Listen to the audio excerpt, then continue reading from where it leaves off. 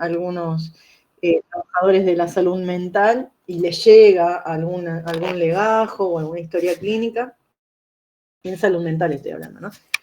Seguramente van a ver un código y ese código ustedes pueden ir al manual. Yo el manual se los puse en la bibliografía, de hecho se puede bajar en PDF, ¿sí? Generalmente está el manual grande, que es más específico, y después hay uno que se llama un brevario, que es como un resumen, como usan los médicos, por ejemplo, el vademecum, bueno, para mirar, digamos, ¿no? qué drogas dar y ¿cómo se llaman cómo se administra? Bueno, nosotros también tenemos este de código.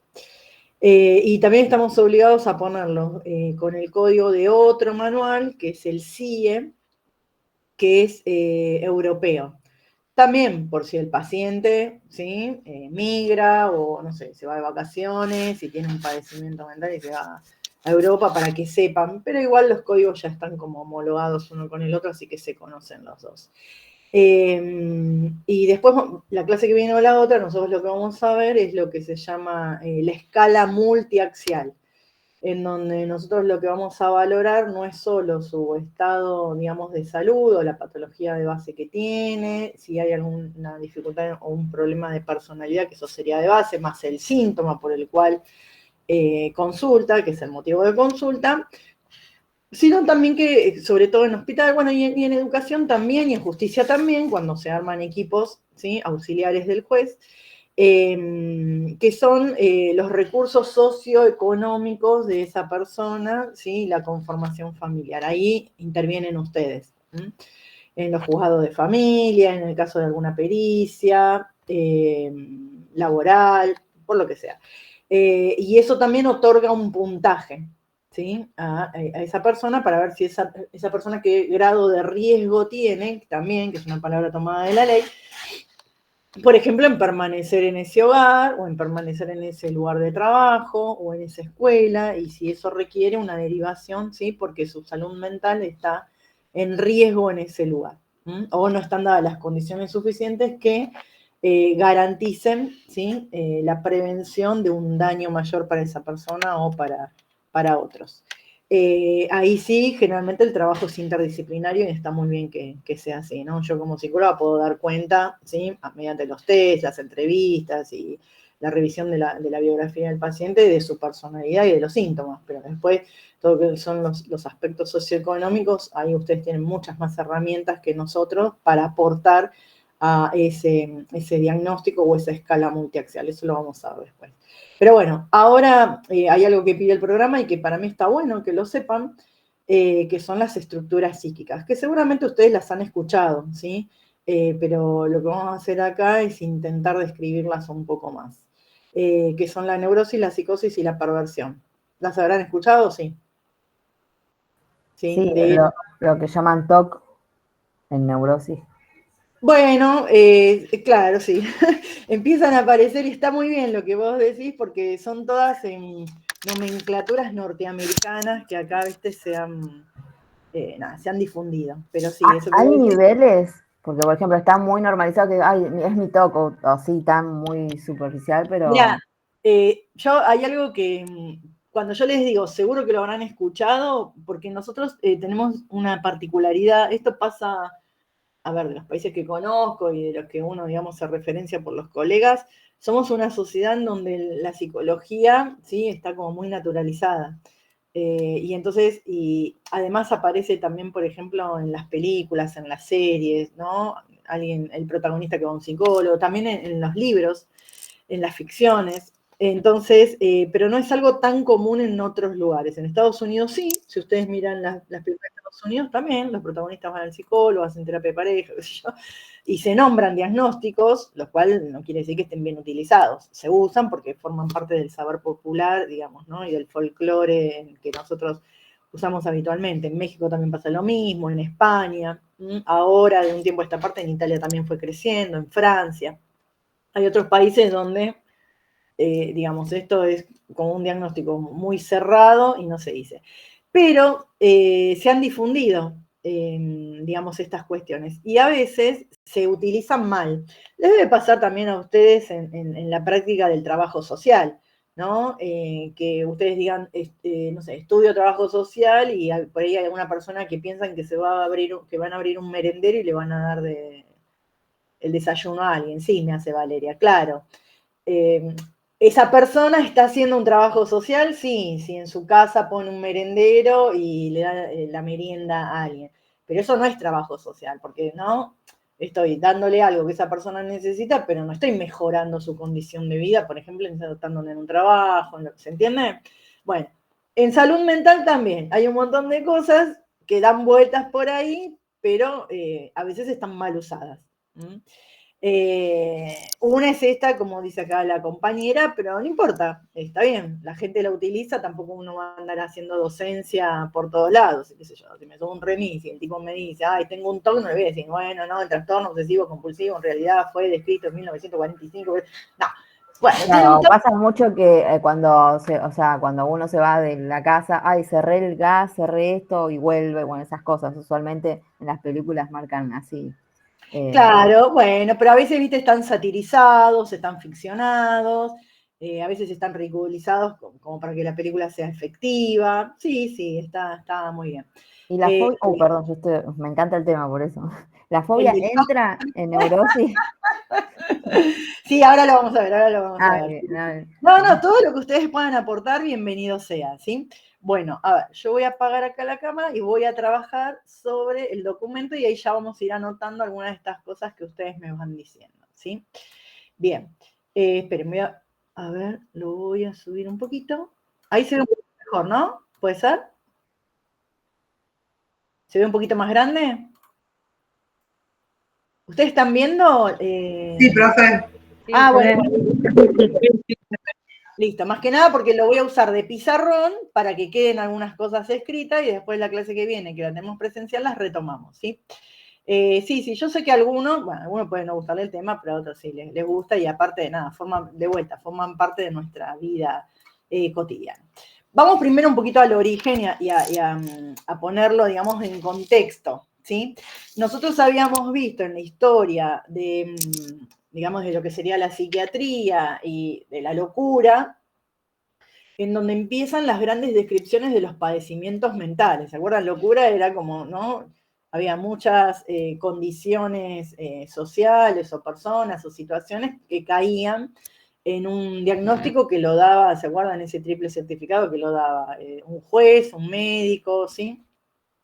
Y que decía esta persona está loca. Bueno, después eso toma un carácter científico y ese carácter científico, ya desde el discurso médico, implica que yo tengo que investigar, que tengo que encontrar patrones comunes, ¿sí? Y a partir de ahí decir, bueno, esto es una enfermedad y esa enfermedad es del orden, ¿sí? De lo que sería dentro de la especialidad de la psiquiatría. O sea, no obedece ni a cuestiones neurológicas, ni a cuestiones, no sé, traumatológicas, ¿sí? ni endocrinológicas, sino que son propias de la psiquiatría.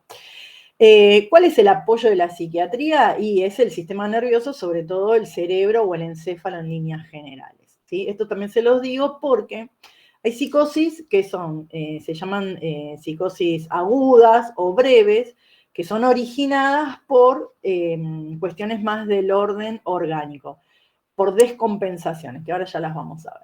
Pero a rigor de verdad, lo que sí tenemos que decir es que el primero que habló de neurosis, psicosis y perversión fue Freud, que pudo ordenarlo. Nosotros habíamos visto en la historia que los primeros manuales de clasificación para los padecimientos mentales, ¿cuándo empiezan? ¿Se acuerdan?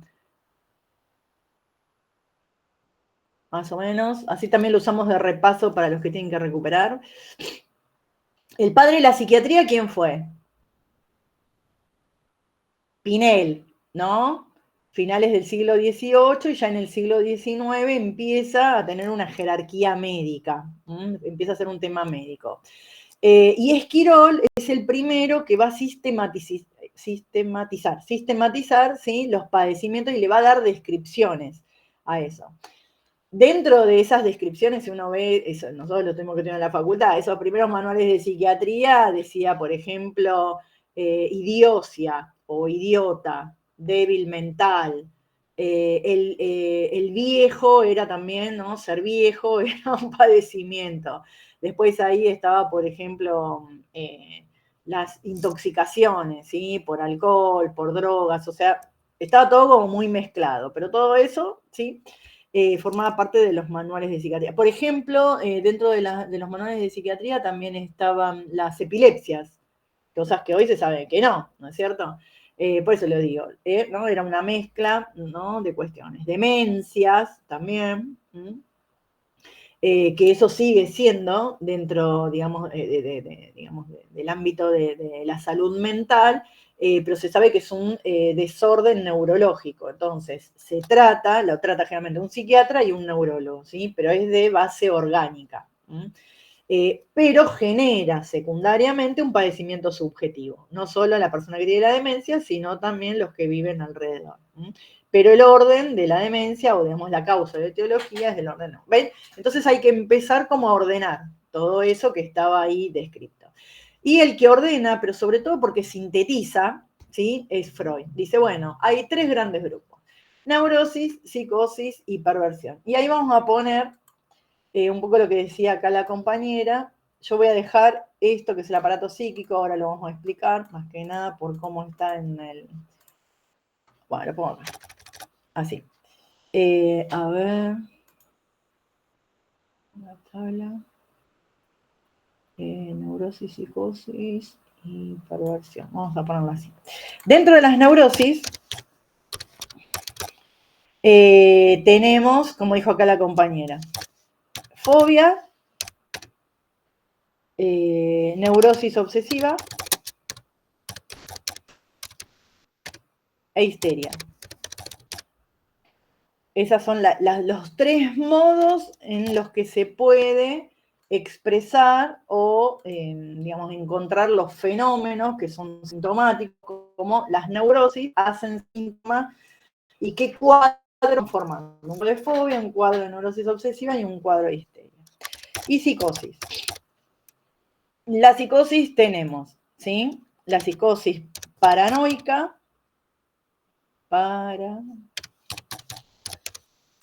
la melancolía y la esquizofrenia.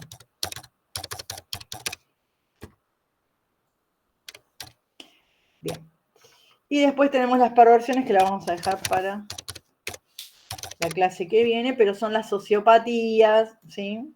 Por ejemplo.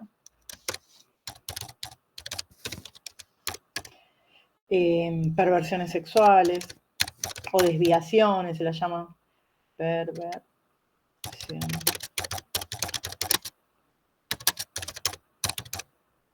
O conductas atípicas, pero vamos a dejar acá. Entonces, acá lo importante es, que es algo que ustedes teniendo como algunas, a ver, ustedes diagnóstico no van a hacer, pero teniendo algunos elementos, ustedes pueden saber delante de quién se encuentran.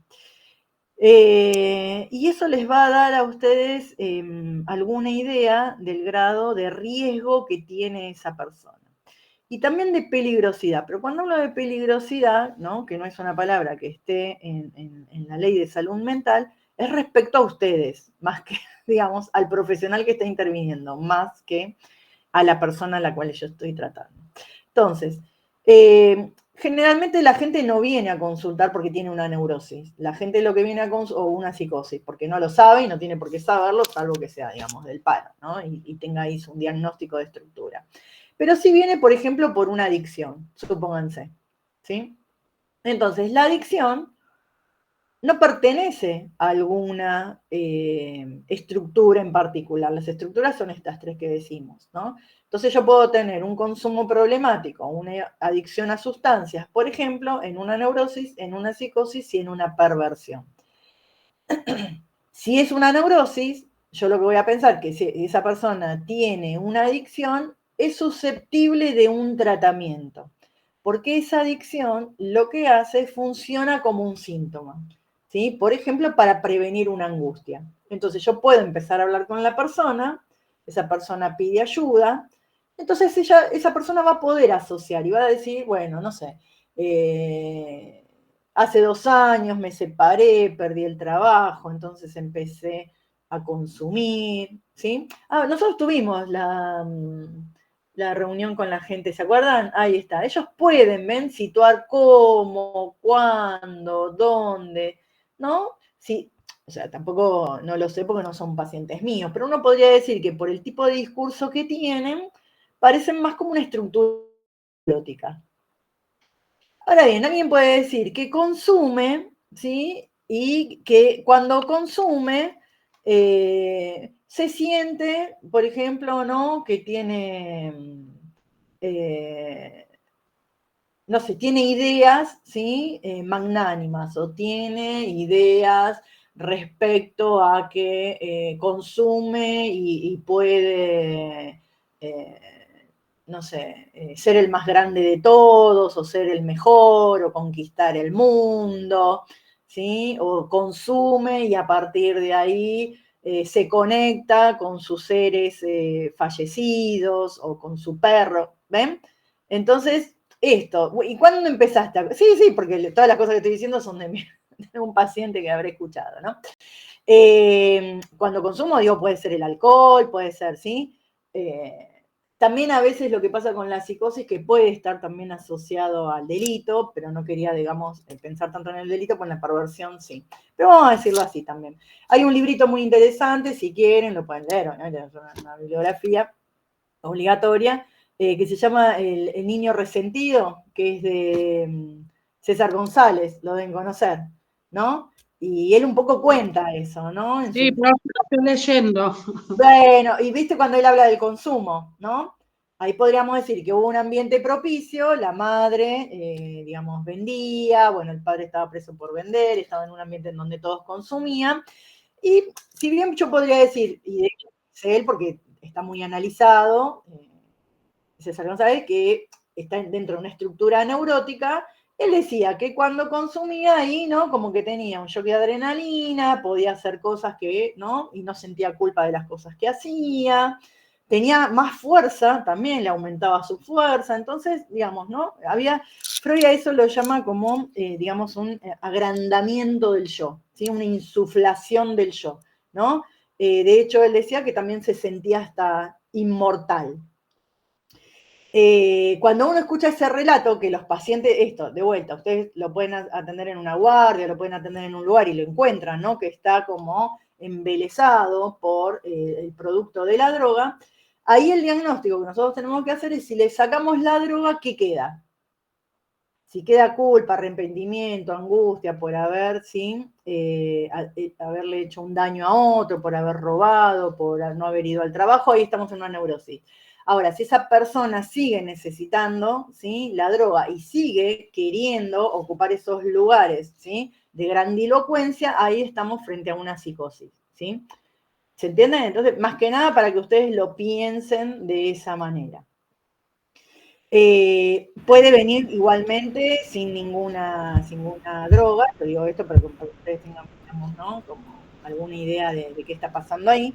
Puede venir alguien directamente con un cuadro de psicosis, es más raro de ver, les digo la verdad, se ve cada vez menos, que alguien que esté con un delirio, que les diga, no sé, que se cree Dios y que va a salvar al mundo, o que, no sé, otros delirios, por ejemplo, que se escuchan en este tiempo, que hay mucho de farándula y mucho de redes sociales, que a veces las personas, ¿cómo es?, conocidas lo dicen, estos que toman a algún artista y los persiguen y tienen lo que se llama un delirio erotómano, ¿no?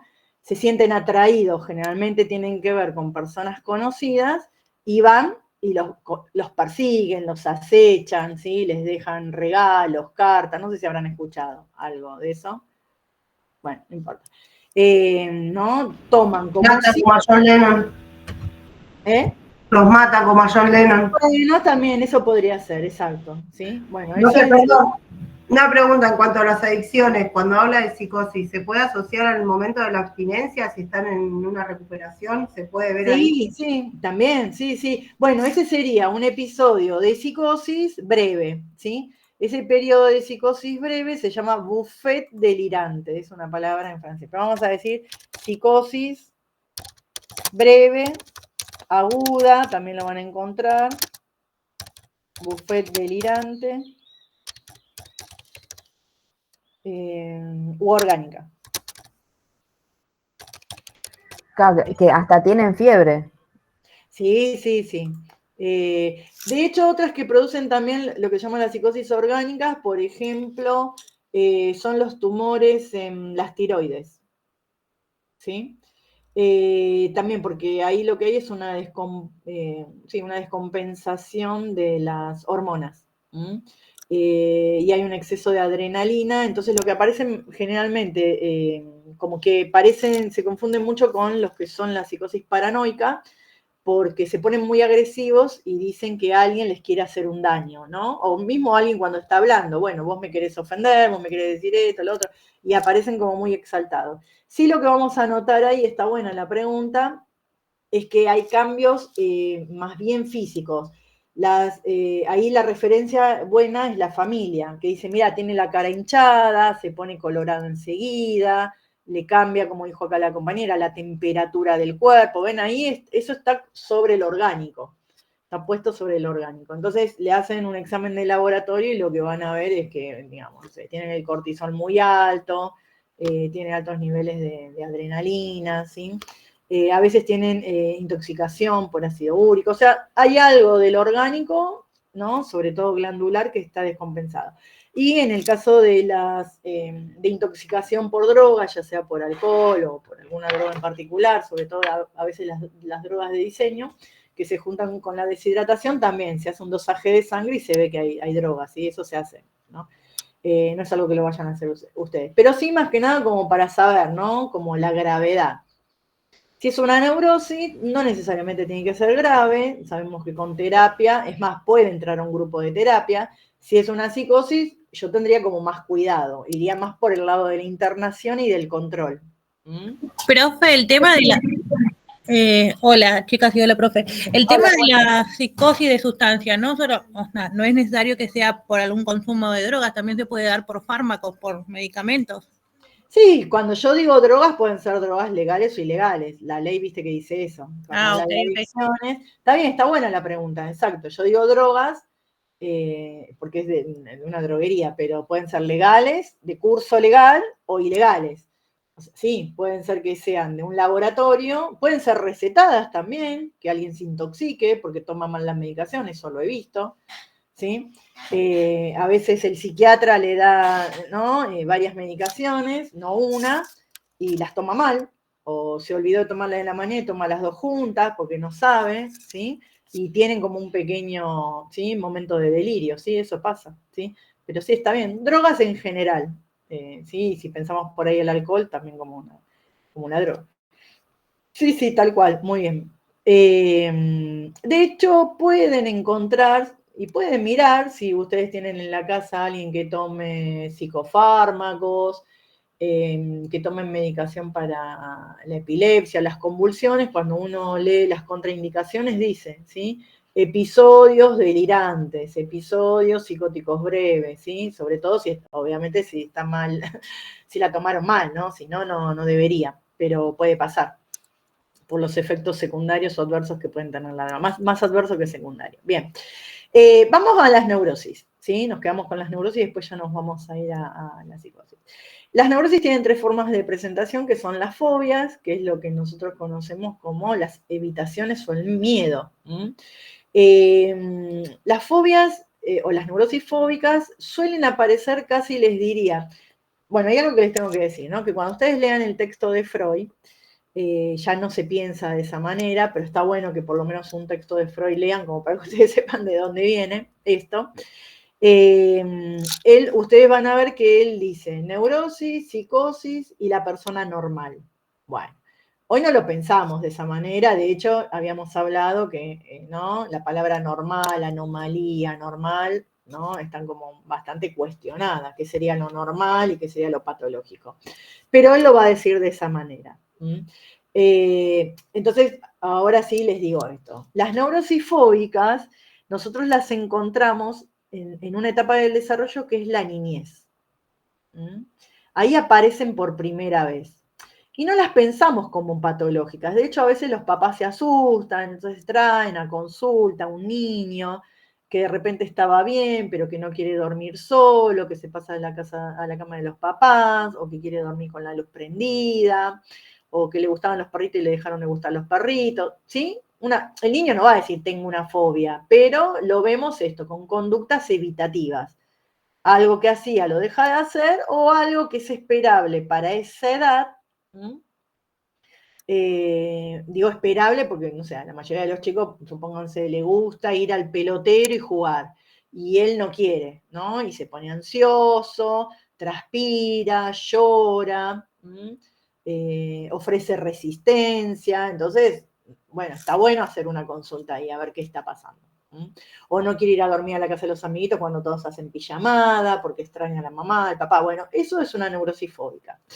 Y de vuelta, no lo tomamos como algo patológico. Nosotros lo que tenemos que ver, y Freud dice ahí, ese síntoma es la expresión de un conflicto psíquico, del cual es inconsciente. ¿Se acuerdan que lo hablamos la clase pasada? Consciente, ¿no? Inconsciente y preconsciente. Es un conflicto psíquico inconsciente. ¿Qué quiere decir eso? Que no tengo un acceso inmediato a aquello que me está pasando. Está en parte de mi memoria. Y está reprimido. La diferencia es que en uno sí se está en contacto con la realidad y el otro tiene como pérdida de la realidad. Vos hablás de la psicosis. Y de la neurosis. Claro, exactamente. Igual, ¿vos leíste los textos? Él se hace... ¿Sí? Sí. Bueno, viste que él se hace una pregunta, ¿no? Dice, en una será que hay pérdida de la realidad y en la otra no, y la conclusión es que en los dos hay pérdida de la realidad, ¿sí?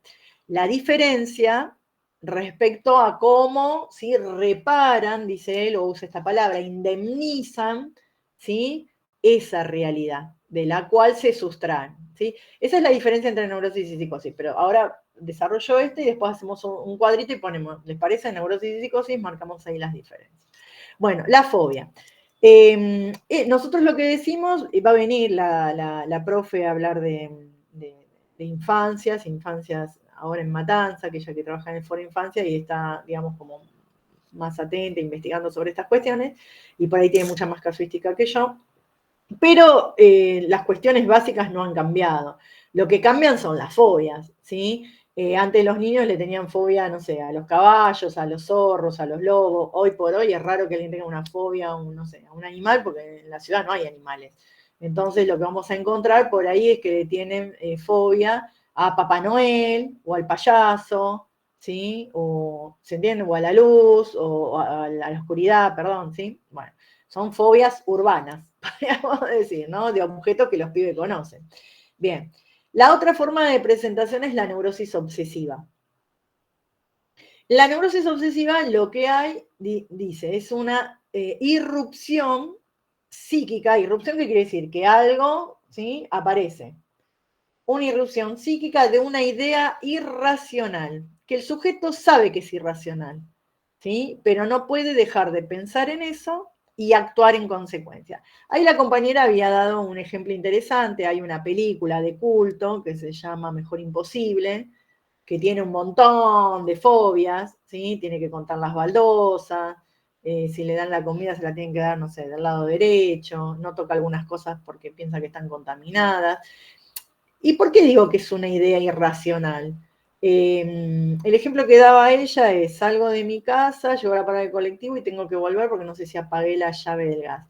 Y la persona sabe que la apagó. De hecho, uno podría decir, che, ahora con el celular puedes llamar por teléfono y preguntarle al que está en la casa si la apagó o no. No tiene que ver con eso.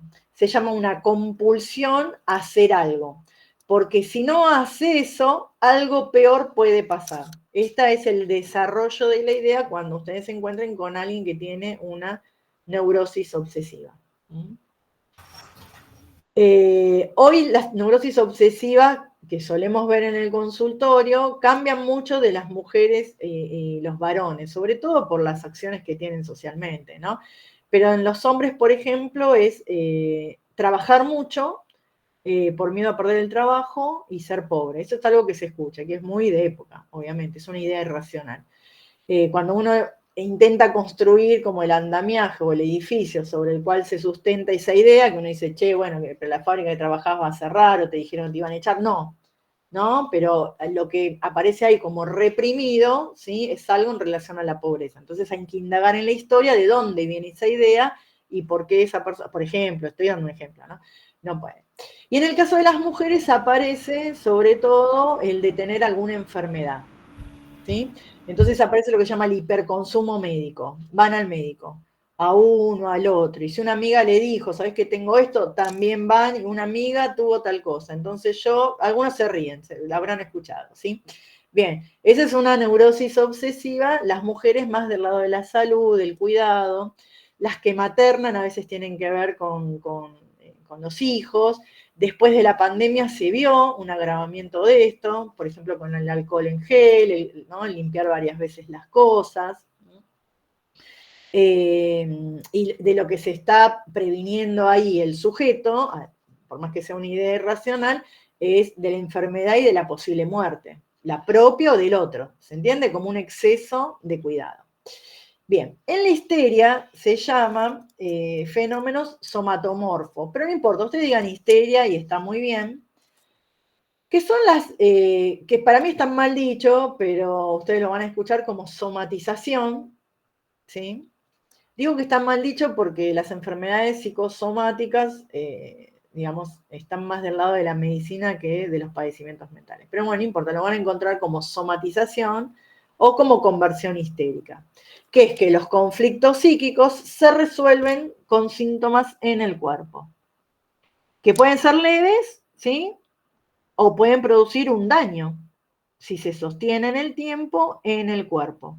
Por eso yo les decía, es más que, además, trabajarlo psíquicamente, obviamente cuando uno trabaja psíquicamente, ahí lo que necesito es trabajar interdisciplinariamente. ¿Conocen alguna enfermedad psicosomática? Sí, seguro que la conocen. El asma es una enfermedad psicosomática. Hay muchas enfermedades respiratorias. Otras de la Yo le piel. iba a decir alergias, profe. ¿Cuál? Las alergias, en mi caso. Exactamente, las alergias también, sí. La psoriasis, habrán escuchado. La cefalea. Las cefaleas, está bien lo que vos decís, puede ser una conversión histérica y también hay cefaleas que son de etiología neurológica. Y hay algunas que también son endócrinas y aparecen más en las mujeres que en los hombres. Es una tensión, ¿sí? Del sistema nervioso. Y algunas son de origen hormonal. Y van variando con el ciclo menstrual. Ahí ven, hay una intersección. Si hay alguien que se presenta con una cefalea, yo lo que le voy a decir es que vaya al médico a ver qué está pasando, porque no sé, puede ser desde un tumor en el cerebro hasta ¿sí? Algo neurológico. Si el médico dice está todo bien, todos los parámetros están bien, qué sé yo, bueno, ahí empiezo a trabajar y generalmente trabajo en paralelo, no es que le digo que vaya al médico y vuelva, en qué momento aparece la cefalea, ¿sí? Claro, es como una cadena, no sé, a raíz de un estrés o... Claro, exactamente. O una compensación ante un conflicto, que es lo que va a decir Freud. Y entonces ahí sí, ya para los que leyeron, ¿sí? Pueden aportar algunas diferencias entre uno y otro. Bien. Entonces tenemos neurosis y psicosis.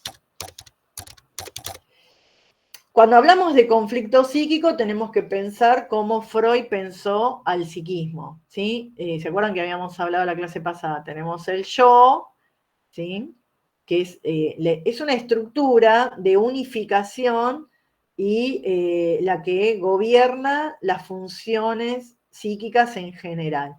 Si yo les pregunto a ustedes, por ejemplo, que ustedes se presenten, como hicimos en el primer día de clase, ahí el que habla es el yo. Uno dice, yo me llamo, no sé, Liliana, yo me llamo Verónica, yo vivo en tal lugar, ¿se entiende? Es unificadora. Dentro de la personalidad, el yo lo que hace es unifico todas mis vivencias y las ordeno en tiempo y espacio. Yo iba a la escuela tal, ¿sí? Yo hice tal cosa. El yo es una instancia, ¿no? Dentro de la personalidad que unifica.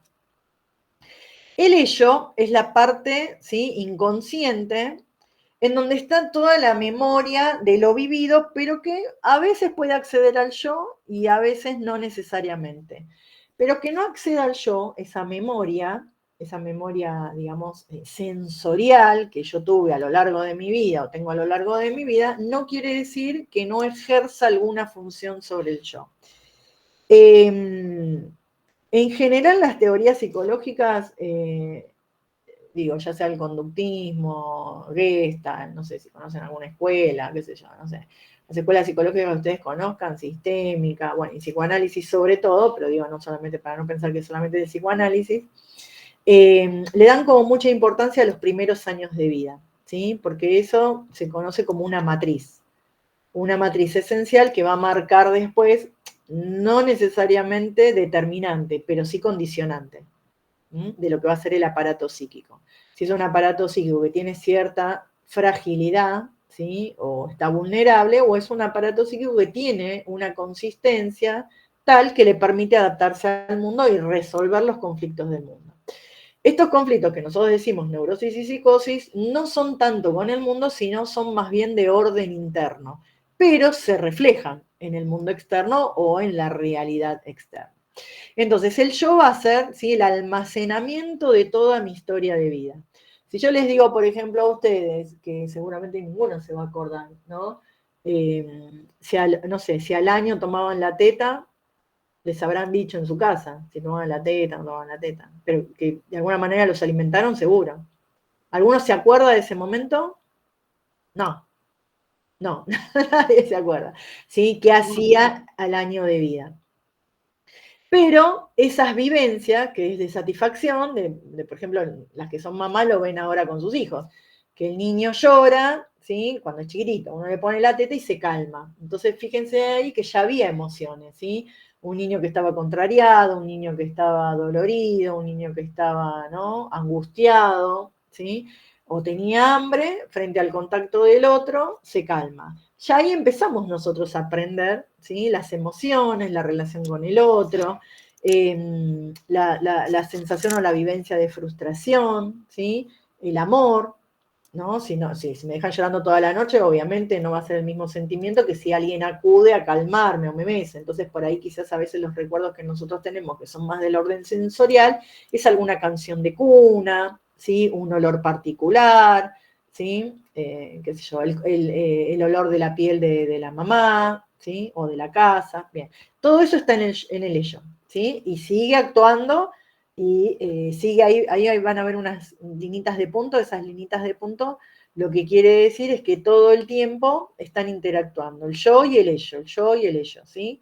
Se nutre el yo y toma algunos elementos o algunas vivencias del ello. Y hay otro elemento que falta acá, que estaría, ¿sí?, de este lado, lo voy a escribir, que es el super yo.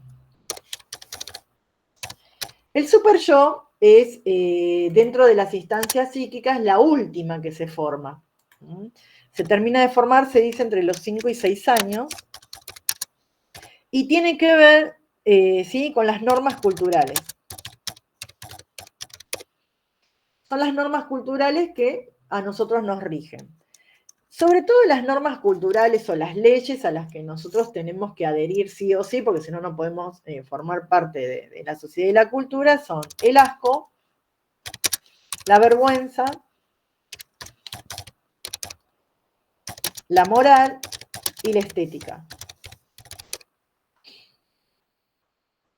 ¿Por qué digo que son culturales? Porque van variando, ¿sí? Primero van variando a lo largo de la historia, de nuestra historia vital, del desarrollo de nuestra personalidad, y van variando también en una cultura u otra. ¿Se les ocurre algún ejemplo comparativo de asco, vergüenza, moral, en alguna cultura que ustedes conozcan? Me llama la atención el asco, profe, la primera vez que... ¿Ah, sí? ¿Como Sí. dije? Sí, va, no sé, un ejemplo para que Bueno, vos, No, Liliana, pienso que por ahí lo podríamos pensar en las formas de comer. Por ejemplo, no sé, vemos que en China se comen cualquier bicho, listo, cualquier gracias, Val, ya lo tomé. perro. bien. Sociología. Ahí está. Hola, yo también quería decir lo mismo, que era por el lado de la comida con otras culturas, podría ser el asco. Claro, Bien. yo lo llevé para otro lado, más racial capaz. Ah, bueno, acá salen todos los prejuicios de uno también, porque no, los invitamos a pasar. No, por eso me llamó la atención, porque lo asocié para ese lado y dije, no, me llamó como que ahí, y después ahora me acordé que Igual no está mal lo que decís, ¿eh? O sea, las compañeras lo asociaron rápidamente con los gustos gastronómicos, que por ejemplo uno va a algunos países, a mí, por ejemplo, que no me gusta, qué sé yo, las comidas crudas. Y a mí me da asco, pero en otros países comen crudo, que tienen que ver con su idiosincrasia, con el alimento que tienen a mano, o no sé, o con cuestiones por ahí más culturales o ancestrales. A mí me O da comer asco. bichos, por ejemplo. ¿Eh? O comer bichos. Bueno, por eso digo, ¿sí? O Bien. puede ser la desnudez. O sea, Ahí en está. algunas culturas indígenas, bueno, no sé, andan desnudos y nosotros no. Bueno, eso tendría más que ver con la vergüenza, que es la mirada del Claro. otro. ¿Sí? Bien. Pero el asco, que es más una reacción fisiológica, porque de hecho nosotros podemos asociar el asco hasta con algún cambio fisiológico en el sentido de que nos da arcadas, ¿sí? Que no es algo que uno lo haga voluntariamente, ¿no? Te sentís mal, te podés marear, un olor, por ejemplo, esto que la compañera dijo, lo pensé más del lado étnico o racial, no todos olemos de la misma manera, no lo digo ni para bien ni para mal, porque quizás nosotros para otros, no sé, para otras personas tenemos algún olor particular que entre nosotros no nos damos cuenta.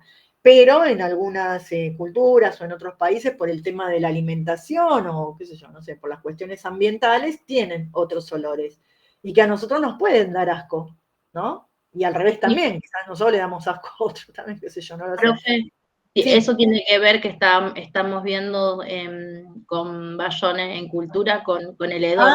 Se asocia mucho con el hedor y la Latinoamérica. procrear. ¿Qué vieron? Ay, no escuché, perdón. ¿Ahí me escucha? Ahora sí. Esto de el hedor que nombra Kush, que estamos viendo en cultura, el hedor Claro. de nuestra región. Bien, bien, perfecto. Sí, sí, sí, tal cual. Bueno, la moral también, ¿sí? La moral es cultural, qué cosas se pueden y qué cosas no se pueden. Ya que están viendo eso, seguramente lo habrán visto en antropología, porque sé que el profe lo da, que nuestra primer ley organizadora en tanto lo que es el pasaje de la naturaleza a la cultura es la prohibición del incesto, ¿sí? Se considera que míticamente ese fue el primer acuerdo, ¿sí? Social, que es Sí, Valeria. Perdón, profe, venía exactamente con ese ejemplo, bueno, pensándolo desde, creo que fue bueno, no me acuerdo el país, que prohibieron el matrimonio y no fue del otro lado del mundo, fue acá. Prohibieron el matrimonio con niñas de 9 años. Claro. Hace poquito. Claro. En algún país de acá de Centroamérica. Sí, y no sí. estábamos del otro lado del mundo. Sí, por eso. Lo cual no quiere decir que no siga existiendo, ¿no? Cada tanto vieron que aparece algún caso, y eso ven, por ejemplo, sí lo vamos a asociar, pero vamos a ir hilando, pero ya lo vamos a ver, a lo que sería alguien que no puede, ¿sí? Digamos, interiorizar o internalizar esa ley, que es como una ley universal y común para todos. Nosotros lo ponemos del lado de la perversión. Vieron que generalmente en las noticias lo presentan como el monstruo de no sé qué, ¿no? Como algo, ¿no? Que está por fuera de la condición humana, porque no, es como la transgresión que nos genera, por ahí un poco lo que decimos acá, asco, ¿sí? Vergüenza, ¿sí? Es algo inmoral también podríamos decir. Pero esa primera ley, que es la prohibición del incesto, es una ley organizadora. Sobre esa ley hay otras. Y eso ya sí va a tener que ver con la moral de época y también cultural, qué se puede y qué no se puede, y que es muy diferente en cada uno de los países. Por eso también a veces cuando uno habla de otro país y no conoce su historia, su idiosincrasia, a veces tendemos a hacer como juicios de valor desde nuestra perspectiva, y eso la verdad que es equívoco. ¿No? Acá en Matanza, que tenemos en comunidades de otros países, ¿no?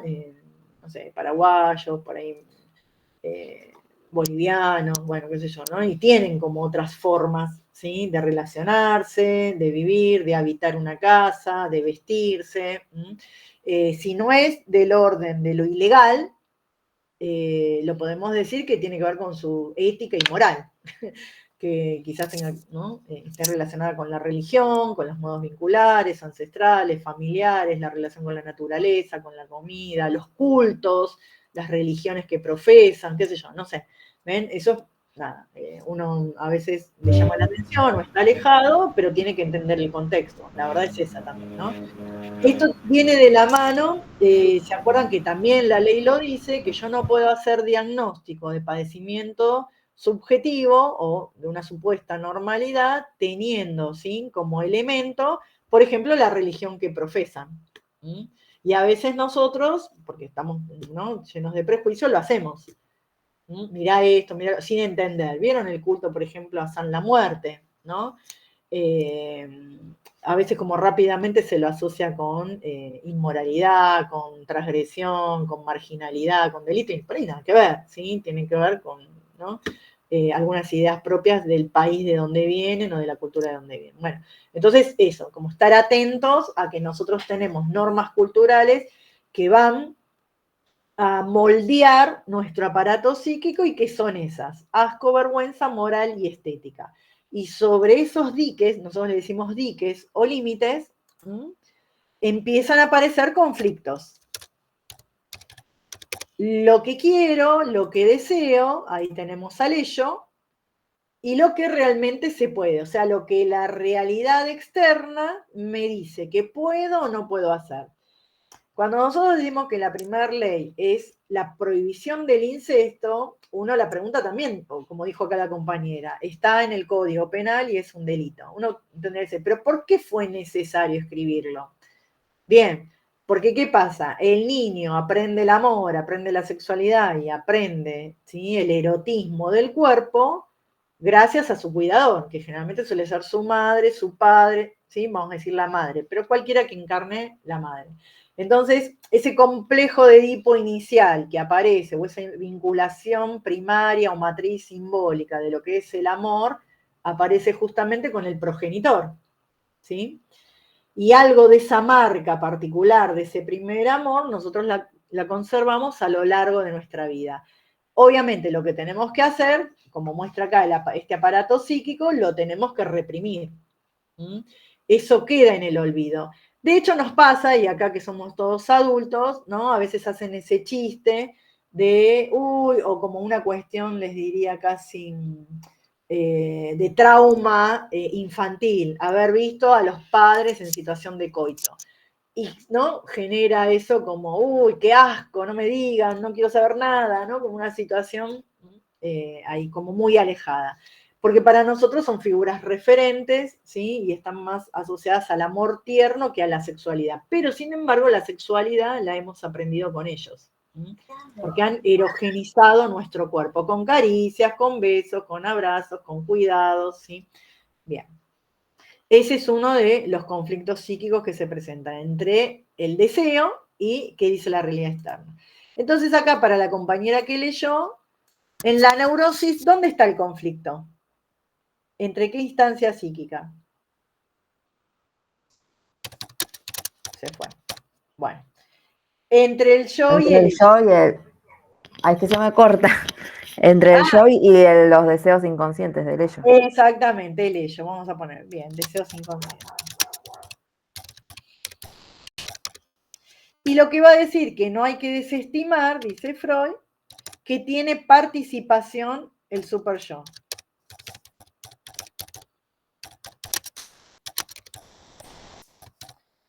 Bien. Y entonces lo que va a decir es que como hay un conflicto, y siempre que hay un conflicto hay que resolverlo, dice, ¿cómo lo resuelve? Dice, se desentiende de la realidad. ¿Sería con la represión o...? Bien, con un mecanismo que se llama represión. Envía al inconsciente aquello que no tolera la conciencia. Pero dice, ¿qué pasa? Esto lo que produce es un debilitamiento del yo, ¿sí? Porque ese yo quería algo que viene del ello, la realidad le dice que no puede, y ese conflicto, ¿sí?, se subsanó o se medió o se terminó, ¿sí?, reprimiendo. Entonces, ¿qué pasa? Ese debilitamiento dice lo que tiene que haber es como una compensación, dice, como que el yo pide una indemnización. Bueno, está bien, ¿sí? Yo le digo al ello, che, mira, esto no se puede, pero tengo que pedir una indemnización. ¿Cuál es esa indemnización? Que sería el síntoma neurótico, la fantasía. O sea, una realidad que me sea más amable. Otra forma de compensación o indemnización es el síntoma. Vamos acá a buscar algunos ejemplos, ¿sí? Les doy algunos ejemplos, le doy un ejemplo de una paciente y ustedes quizá a partir de ese ejemplo lo puedan pensar, ¿sí? Los síntomas neuróticos generalmente no son tan ribombantes como los síntomas psicóticos, ¿no? Son más como de la vida cotidiana, podríamos decir. Una paciente que viene a terapia porque ya le avisaron del trabajo que si sigue llegando tarde la van a echar. Entonces ella se asusta y viene y me dice, mira, che, no me puedo quedar sin trabajo, qué sé yo, que esto, que lo otro, está difícil conseguir trabajo. Esto fue hace unos años, no importa, pero puede ser cualquier otro. Ese es el que me acuerdo, porque más que nada porque es bastante lineal. Entonces empezamos a hablar y ella lo que dice es que ella está mal, ¿no? Y que siente que no hay un reconocimiento en el trabajo. Porque ella sale temprano de su casa, pero bueno, se olvida, llegó a la parada del colectivo y se olvidó la sube. Y otro día llega a la parada del colectivo y el colectivo no le para. Y otro día puso el despertador, pero el despertador, ella estaba muy cansada, lo apagó y siguió durmiendo. O sea que no es mala voluntad, le van pasando cosas y... Demasiada mala suerte. ¿Eh? Demasiada mala suerte. Bueno, o sea, te voy más o menos, por eso le digo, es bastante lineal el ejemplo, ¿no es cierto? Bueno, esto, ¿no? Pero ella, por eso les digo, es un conflicto que es un conflicto inconsciente. Ella dice, che, me está pasando esto, pero bueno, no, yo no quiero, tengo miedo, estoy angustiada, ¿sí? Se presenta más, el tema de la neurosis de ella se presenta más en una neurosis fóbica. Bien, entonces empezamos a abrir la cuestión de, bueno, pero ¿por qué necesitas ese trabajo? No, porque en mi casa me dijeron, tengo que aportar dinero, una piba joven. Era. Bueno, ¿no? Esto, ahí tenemos el super yo. Tenés que trabajar, tenés que ir, tenés que cumplir el horario, ella se siente mal con esto, ¿no? Porque hace todo un esfuerzo y no puede. Y cuando abrimos ahí digamos, el capítulo del trabajo, ella tiene un jefe que la acosa, ¿sí? Le dice cosas que a ella le hacen sentir incómoda, le habían cambiado el lugar del escritorio y la habían puesto más cerca de su jefe, que era algo como muy sutil, ¿sí? Pero de mucha incomodidad. Y entonces lo que aparece es que ella quiere dejar ese trabajo, ¿sí? Eso sería el ello, quiere dejar ese trabajo, se siente incómoda en ese trabajo, pero a su vez tiene el super yo que le dice, necesitas trabajo, y si te quedas sin ese trabajo, que era un buen trabajo y le pagaban bien, iba a tener conflictos en la casa. O iba a tener, ¿no? Una cuestión de que salir a buscar trabajo, con todo lo que implica buscar ese trabajo. Entonces, ¿cómo resuelve el yo eso? En vez de plantarse al jefe y decirle, mire, usted me está acosando, o ir a la casa y decir, voy a dejar este trabajo y voy a buscar otro, ¿cómo resuelve el yo? Con síntomas, evitativo. ¿no? Entonces, evito el lugar del conflicto, que es el trabajo. Y enfrentar esta situación también, ¿sí? ¿Se entiende? De acoso, transgresión. Bueno, hasta que pudimos ver eso, que ella tampoco tenía tan en claro estas situaciones de acoso. Cuando abrimos, porque ella decía, no, porque el trabajo es lindo, me pagan bien, que yo, pero omitía todo el tiempo, no a propósito o adrede, sino porque para ella también era muy penoso contar esta situación, ¿sí? De acoso, de incomodidad, sí. Esto sería lo que socialmente decimos, se naturalizó el acoso y ya no lo estás viendo. Exacto, ¿sí? Pero fíjate el conflicto psíquico, ¿no es cierto? Este trabajo no me lo banco más, este tipo es un pajero, podríamos decir, qué sé yo, así. Eso, digamos, del lado, ¿sí? Del ello, esta situación de cercanía, ¿no? No me gusta, pero también tengo que enfrentar a mis padres, decirles, me voy, o tengo que enfrentarlo a él y por ahí hacer un juicio, cosa que ella no quiso hacer. acá se plantearon, digamos, todos los escenarios posibles, y ella dice, no, me voy y me banco, digamos, un tiempo y me busco otra cosa, porque aparte se ve que el tipo era así, digamos, ¿no? Y nada, no estaba para revertir eso. Entonces, esto que Freud plantea, que en la neurosis también hay como una pérdida de realidad. Eso que a ella le estaba pasando, como era muy vergonzoso, angustiante, ¿sí? Ella directamente lo reprime. No lo traía al campo. Cuando alguien le preguntaba, che, ¿pero qué te pasa? No, bueno, no lo decía. El trabajo era bueno y le pagaban bien, pero lo que estaba viviendo no lo decía. Obviamente porque le generaba, ¿sí? Vergüenza, asco. Y también en el caso de ella lo que apareció es esta cuestión de que quizás si ella no era la responsable, ¿sí? De que este tipo la acosara, algo que aparece también bastante, ¿no? Había cambiado hasta su forma de vestir, de peinarse, antes se maquillaba y después no se maquillaba, bueno, ¿ven? Como esas pequeñas cositas que van apareciendo. Y lo que se reprime se vuelve síntoma. Claro, bueno, el síntoma era ese, ¿sí? Llegar tarde. ¿Y por qué Freud dice que el síntoma no es una solución? Porque ya ella tenía un malestar y eso le generaba más malestar. O sea, ella llegaba al trabajo y ya le decían, che, llegaste tarde, che, ¿qué te pasó? Otra vez faltaste, otra vez, no sé, fuiste a la guardia porque te dolía el estómago. Había un montón de cosas que estaban apareciendo en su propio cuerpo que realmente ella las estaba así, digamos, somatizando, pensando, o estaba haciendo una cuestión evitativa para no resolverlo. Bien, eso es un síntoma, por ejemplo. Este es bastante claro, en los niños pequeños lo vemos, las que tienen niñitos y, por ejemplo, no les gusta la escuela o no quieren ir a la escuela, o por ahí sí les gusta la escuela, pero tienen ganas de estar con su mamá.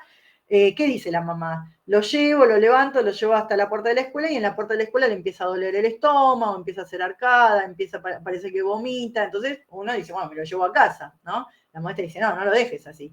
Y cuando llega a casa a los 5 minutos lo vemos que está jugando, mirando los dibujitos, ya se le pasaron las arcadas, el dolor de panza, todo. Entonces, ven, eso es un síntoma también. Él marca, ¿sí? Con ese síntoma que es real, pues no vamos a decir que un chico de 5 años hace una actuación como si fuese suave. Empieza a tener somatizaciones, ¿sí? Para retirarse de ese lugar del que no tiene ganas de estar. Por lo que sea, porque tiene ganas de jugar, porque, no sé, hay algo que está pasando en el aula y él no quiere estar ahí, pero no lo puede decir, o porque extraña a su mamá. En los niños por ahí a veces es como más claro, en los adultos tenemos como los conflictos se van como sumando, esto que yo les decía, ¿no? La imposición económica, dar respuestas a las personas que tengo alrededor, enfrentar una situación que a veces puede ser dolorosa, o uno no puede estar, quizás no está preparado para enfrentar esa. Entonces hay una sustracción de esa realidad, porque la realidad es muy angustiante, muy cruda y muy dura. Me están acosando, tengo que hacer algo con eso. Bien, ¿se entiende entonces más o menos la neurosis? ¿Sí? ¿Dónde está el conflicto? Es un conflicto intrapsíquico, ¿sí? Y cómo yo compenso ese conflicto con un síntoma, que puede ser evitativo, puede ser físico o puede ser una idea irracional de neurosis obsesiva. Cualquiera de esas tres formas, o a veces es mixta, tampoco es tan pura, aparece algo de todo esto. Somatización, algo que aparece en el cuerpo, una idea irracional. ¿La ansiedad entra en neurosis? La ansiedad está dentro de lo que serían las neurosis fóbicas o evitativas. La ansiedad es una respuesta del sistema nervioso frente a una posible situación de peligro o una amenaza, real o imaginada. Entonces lo que tenemos ahí es sudoración, aumento de la frecuencia cardíaca, dolores, ¿sí? En el cuerpo que no tienen una causa orgánica. Sí, está más relacionada con el estrés. Y una vivencia del tiempo que suele estar distorsionada, genera ansiedad. Sí, sí, tal cual. Es dentro de las neurosis fóbicas, todo lo que son los trastornos, por ejemplo, fóbicos sociales o el ataque de pánico, las agorafobias. Sí, sí, tal cual. Es uno de los síntomas actuales. Siento ansiedad para rendir un examen, cuando tengo que ir a trabajar, cuando, no sé, me tengo que enfrentar con, no sé, tal o cual persona. Sí, sí, tal cual. Bien. Bueno, para la próxima clase entonces hacemos psicosis, ¿les parece? Y completamos ahí el cuadrito y vemos dónde está el conflicto, que ya no es intrapsíquico, sino con la realidad.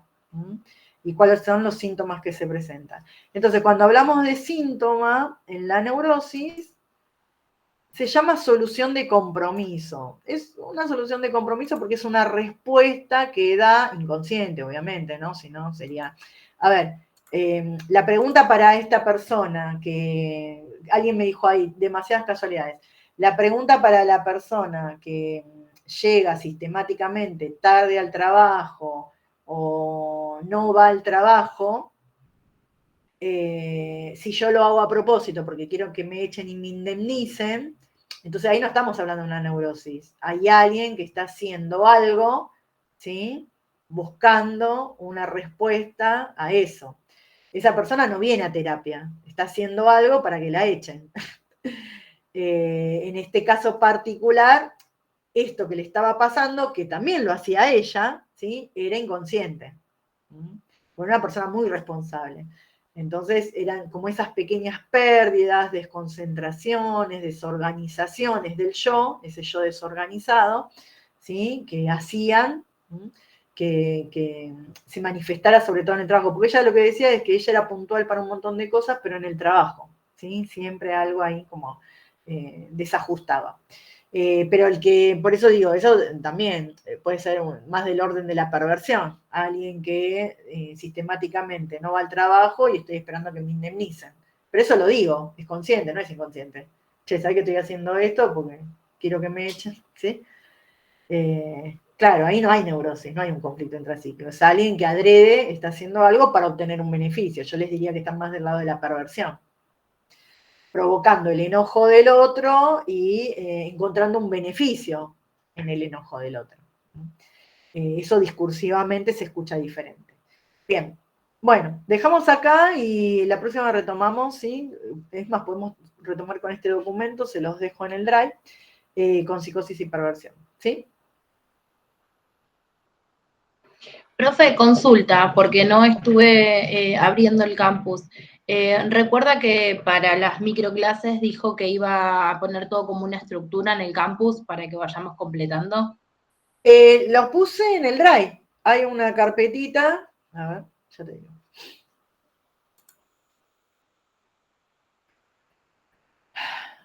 Lo voy a guardar y ahora se lo subo al Drive.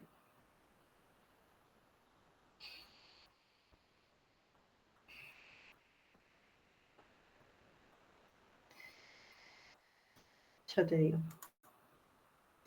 Que completen que los grupos. ¿Qué les pedí? No me acuerdo qué les pedí. No, los grupos ya completamos, pero vio que la clase tiene que tener como una estructura. Sí, se los puse. A ver, vamos a chequear. Yo estoy segura de que sí. No, porque no estuve abriendo nada.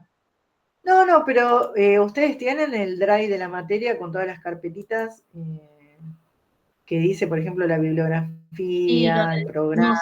Anclado en el grupo de WhatsApp. Dale. Bueno, a ver, tiene que estar acá. Lo comparto con ustedes y lo vemos. Ya, igual ya tienen que rendir, ¿no? A ver. Las exposiciones, no me acuerdo qué fechas tienen.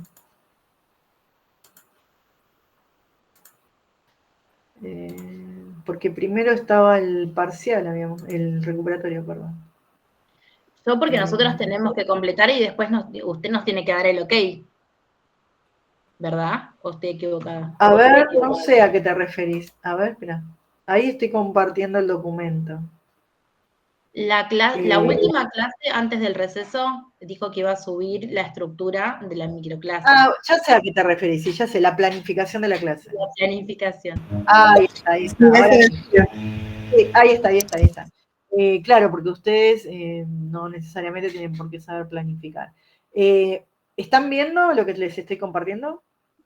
Sí. Bueno, esto fíjense que está en una carpeta. Hay una carpeta que se llama evaluación y dentro de evaluación microclase. Entonces yo en esa carpeta les puse, porque es cierto, ustedes no tienen por qué saber.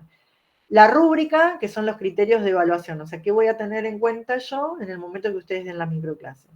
Después hay otro documento que se llama planificación de la microclase.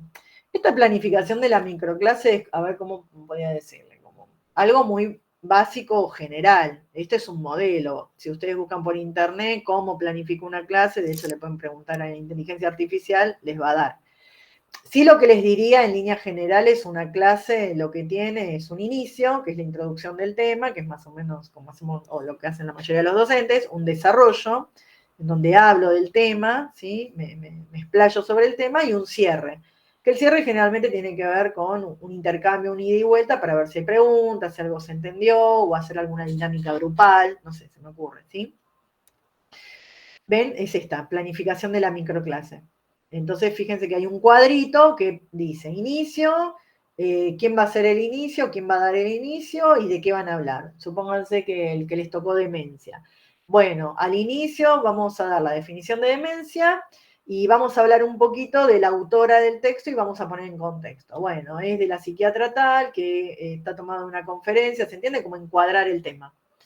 El desarrollo, bueno, vamos a hablar de los tipos de demencia, de los síntomas que se presentan en las personas con demencia y en el diagnóstico diferencial entre demencias y otras patologías.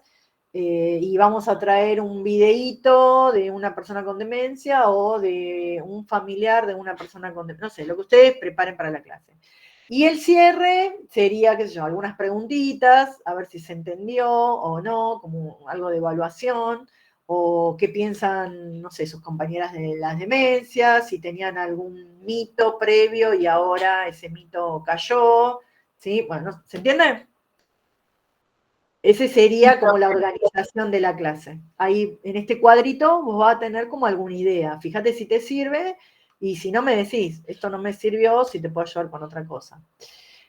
Acá hay un poco de qué es una microclase, ¿sí? Que está tomado de un texto, ¿sí? Que habla de la importancia de las microclases, lo pueden leer también, que es cortito y les da como algunas ideas o sugerencias.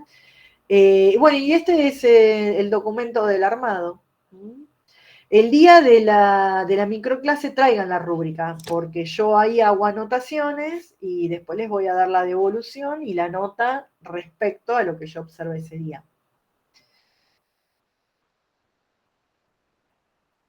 Más o menos contesté tu duda o no sé. Sí, profe, sí. Sí, porque yo creía que teníamos que llenar y después usted nos tenía que dar el ok para ver si exponíamos eso. No, mira, armá vos y tus compañeras una idea de lo que va a ser esa microclase, que va a durar 1 hora y cuarto, no más que eso, tampoco es una disertación acerca de nada.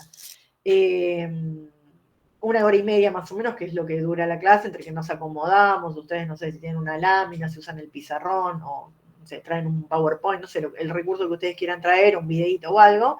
Preparen eso, cuánto tiempo va a durar cada cosa, y en todo caso, si vos querés, la clase que viene me lo mostrás, y por ahí yo te puedo dar alguna sugerencia, y decir, mira, este material es mucho, achiquen.